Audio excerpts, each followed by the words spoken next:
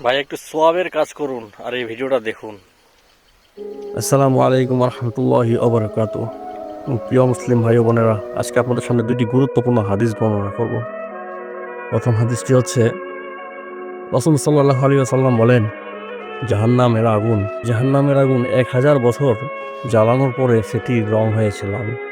পরে আবার 1000 বছর সেই আগুনকে জ্বালানো হয়েছে, তারপর হয়েছে সেই আগুনের রং সাদা। তারপর আবার 1000 বছর সেই আগুন জ্বালানোর পর তার রং হয়েছে কালো। তাই জাহান্নাম এখন পুরা অন্ধকার কালো।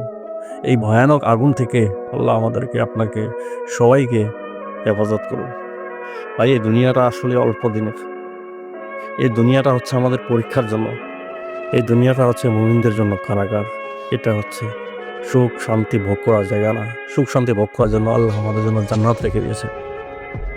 আসলে ভুল ভ্রান্তি তো মানুষের হয়েই থাকে। আমরা সবাই আমাদের ভুলগুলো শুধরিয়ে নিয়ে আল্লাহর পথে নিজেকে রাজি খুশি করাই।